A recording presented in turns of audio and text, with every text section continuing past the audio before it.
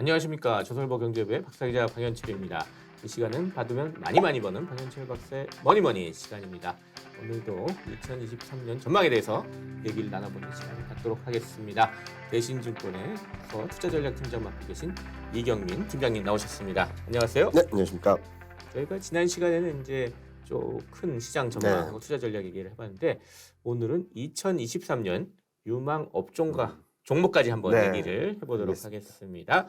먼저 이제 2023년에 이제 투자 유망 섹터를 찾으려면 일단 키워드 같은 걸 좀 정해야 될 것 같아요. 그냥 무작정 찾을 수는 없잖아요.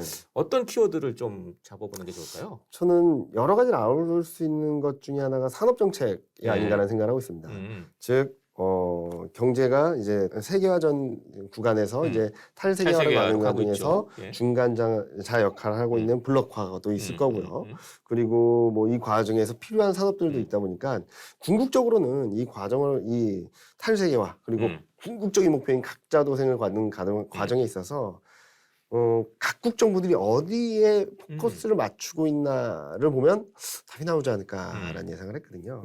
그래서 뭐 각국 정부 정책들을 봤더니 딱 압축되는 분야가 좀 있더라고요. 너무 뻔하다고 할 수도 있지만 정리하는 게 중요하죠. 반도체, 전기차, 2차 전지, 신재생 에너지, 국방 쪽이 아닌가라는 생각을 하고 있습니다. 일단 반도체 같은 경우는 미국이 4대 핵심 품목을 선정하고 가장 먼저 통과시킨 법안이 반도체 법안이었습니다. 그리고 유럽도 반도체 이니셔티브라는 기관을 설립하고 최근 들어서 수십조 달러, 수십조 유로를 투자하겠다라는 공격적인 전략을 세우고 있고요. 뭐 중국은 말씀드릴 것도 없이 반도체 굴기라는 큰 흐름들을 계속적으로 가져가고 있죠. 저는 이 안에서 한국 기업이 좀 여기저기서 러브콜을 받지 않을까라는 예상을 하고 있고요. 두 번째로는 전기차, 2차 전지, 신재생 에너지는 뭐 거스를 수 없는 대세라고도 말할 수 있겠지만 각자 도생이라는 궁극적 목표를 가기 위해서는 없어서는 안 될 산업이다. 왜냐면은 에너지 독립을 위해서 모든 것들을 쏟아붓고 있는 상황이 아닌가라는 생각을 하거든요. 크게 보면 미국이 가는 길, 중국이 가는 길 그게 갈라지는 것 같아요. 또 전기차 쪽에서도.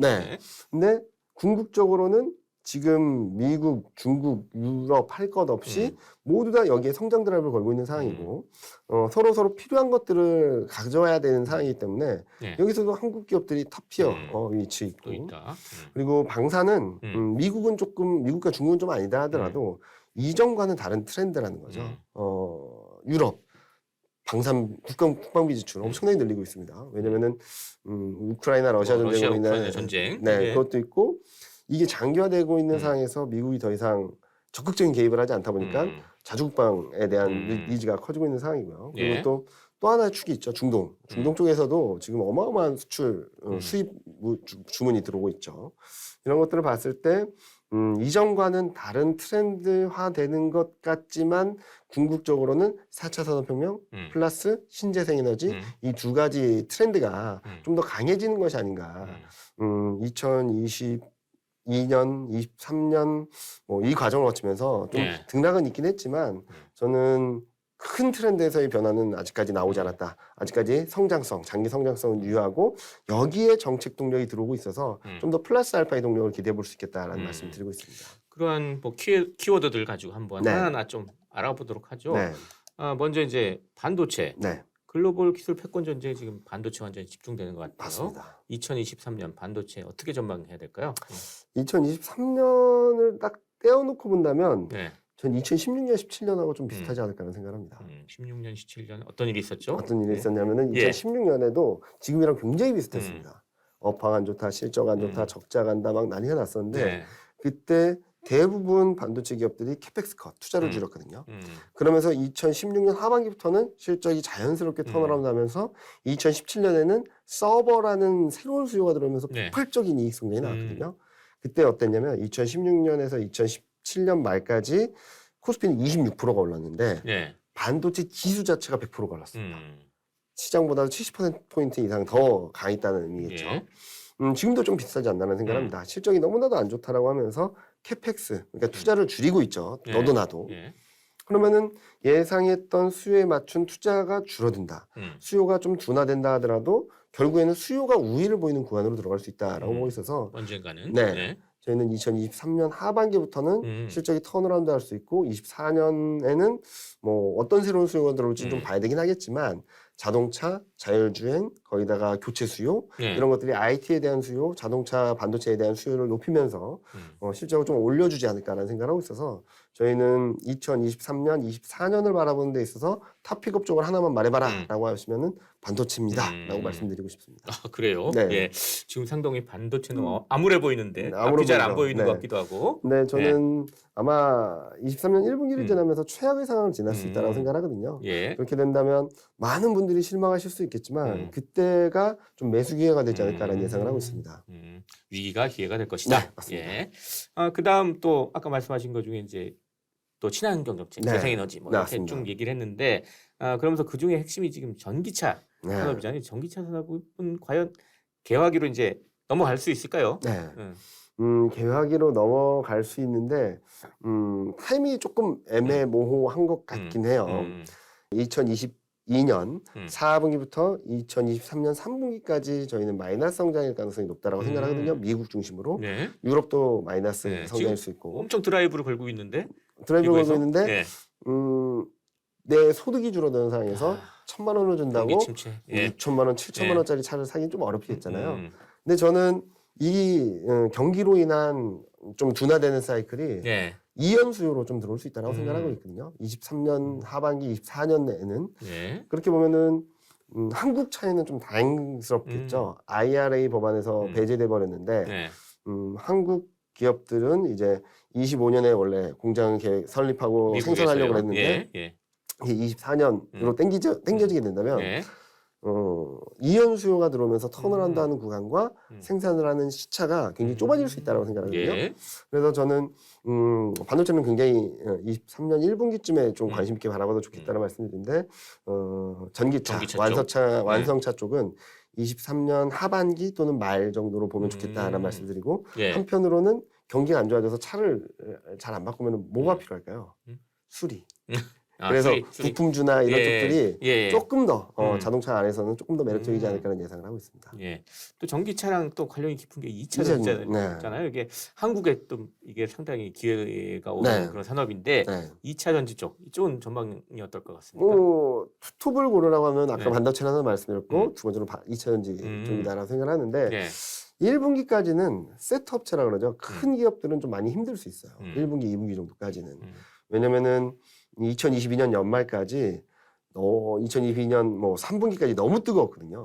왜냐면에 아직 가시화되지 않았던 미국 IRA 법안에 대한 기대감들을 좀 세게 반영을 했고 유럽이나 미국 경기 둔화에 대한 부분들을 충분히 반영하지 못했기 때문에 저희는 세트 업체는 23년 상반기 정도까지는 좀 등락을 있고 좀 크게 턴어라운드 하기는 어렵겠다라고 말씀드리는데 먼저 쉬었던 소재 업체들이 있거든요.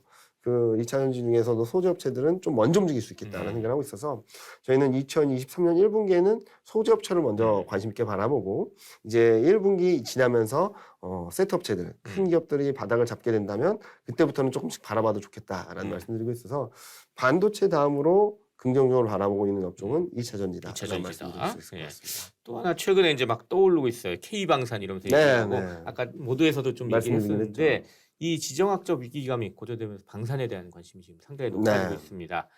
방산의 전망은 어떻게 좀 보고 계세요? 이미 좋고 앞으로도 좋아질 거라고 생각하고 있습니다. 네. 연간 방산 수출액이 그 이전까지는 40억 달러를 거의 넘지 못했습니다. 근데 2021년에는 72억 달러, 2022년에는 100억 달러를 넘을 거로 예상을 하고 있거든요. 어마어마한 성장세죠. 수출 계약을 하는 나라들은 보면 폴란드, 이집트, 아랍에미레이트, 호주, 노르웨이 같이 유럽과 중동이 굉장히 많은 비중을 차지하고 있고요. 이 나라들은 어떠냐? 지금까지 국방비 지출에 대해서 크게 관심이 없었지만 계속적으로 늘려가는 상황. 그리고 두 지역 모두 다 미국 의존도가 너무 높았었던 상황에서 이제 미국에서 조금 벗어나려는 상황들이 나타나고 있어서 한국 기업에는 충분히 기회가 될 수 있다는 말씀을 드리고 있고요. 또 하나 기대할 것은 한국 방산업체들을 보면은 방산 플러스 항공우주 산업을 하죠. 그래서 이 두 가지가 결합되어 있는 기업들을 좀 보시면은 좀 긴 호흡에서 투자 관점에서 접근을 하셔도 크게 무리가 없다. 그러니까 지금 수익이 막 나는 산업과 앞으로 미래 산업을 두 개 다 갖고 있는 기업들이 몇 개 찾아보시면 있을 거예요. 그런 것들을 좀 관심 있게 바라보자라는 말씀을 드리고 싶습니다. 이 K방산의 그 장점은 뭐라고 봐야 돼요? 주변에서 얘기를 하기에 가성비가 되게 높다. 그쵸. 해외 국가들이 네, 볼 때 뭐 이런 맞습니다. 얘기를 하는데 네. 예, 그 상당한 강점인가? 그쵸. 어떻게 봐야 돼요? 그러니까 성능이나 그런 효과적인 측면에서 그렇게 떨어지진 않는데 네. 가격이 상대적으로 싸다. 음. 뭐 아시다시피 뭐 하나 사려면 몇 천억, 네. 몇백억 하지 않습니까? 네, 그렇죠. 그런 것들이 좀 매력적으로 받아들여지고 있고, 그리고 또 하나는 한국의 특수성, 계속적으로 뭔가를 개발하고 업그레이드하고 한국이 대치 상황이기 때문에 그럴 수밖에 없는 상황이죠. 예. 예. 그러니까 이전부터 계속적으로 해왔던 일이기 때문에 점점 더 잘하고 있다라는 생각들을 많이 하는 것 같습니다. 또 하나 이제 우리 앞서선 얘기는 안 해봤는데 지금까지 사실 관심이 많았던 게 인터넷하고 제약 바이오 네. 이게 사실 한국 증시에서 상당히 관심이 높았잖아요. 네. 이건 어떻게 봐야 됩니까? 저는 인터넷 업종은 여기서 더 떨어지진 않을 것 같아요. 근데 문제는 여기서 얼만큼 올라갈까라는 고민이 필요한데, 일단 해외 매출이 좀 들어오는 것들이 보여지게 된다면 네. 움직일 수 있다. 지금까지 인터넷 기업들의 한계가 한국 시장 안에서 한정돼 있는 수익이 나오고 있기 때문에 네. 굉장히 제한적이다라는 평가 절하를 받았었는데, 그런 부분들을 좀 극복해야 되는 숙제가 남아있다. 다만 지금 주가 레벨을 본다면 충분히 낮아진 것이 아닌가라는 생각을 하고 있어서, 새롭게 접근하시는 분들은 뭐 분할 매수하셔도 가능한 구간이다라고 보고 있고, 아직까지 비중이 좀 있으신 분들은 좀 기다리자. 지금보다 더 비싼 높은 가격에 팔 수 있다라는 말씀을 드리고 있고요. 제약 바이오는 애증의 네. 산업이에요. 한국 투자자들한테는 제약 바이오가 너무나 아주 매력적이기도 네. 했었지만 근데 저는 앞으로의 투자 전략은 실적을 봐야 된다라는 말씀을 드리고 있어요. 네. 그리고 바이오 업체들은 좀 조심하고 왜냐면은 물가도 뭐 둔화되긴 하겠지만 여전히 높은 레벨이고 금리도 높은 레벨이기 때문에 네. 이전처럼 뭐 바이오주가 막 폭등하고 그런 것보다는 실적으로 눈으로 보여지는 것들이 움직일 수 있다라고 생각하고 있어서 예. 저는 2023년에는 제약업체들은 특히 대형 제약업체들, 바이오시밀러, 이렇게 복제약을 만드는 업체들은 굉장히 좋을 수 있다고 생각하고 있어요. 몇몇 기업만. 근데 왜냐하면은 23년에 특허권이 풀리는 큰 의약품들이 좀 많습니다. 그런 것들에 대해서 미리 개발 준비를 한 기업들을 예. 바라보시면은 2023년 하반기쯤에는 실적이 좀 레벨업되는 그림을 보여주면서 주가는 좀 긍정적이지 않을까라는 생각을 하는데, 예. 아까도 제가 업종을 말씀드렸는데 제약 바이오 업종들을 잘 말씀 안 드렸잖아요. 그 이유는 제약업체 중에서도 몇몇 기업들을 긍정적으로 바라보고 있지만 그 산업 전체를 좀 긍정적으로 바라보기에 좀 한계가 있다라는 말씀 드리고 싶습니다. 2023년에 좀 투자를 피해야 그런 업종도 있을까요?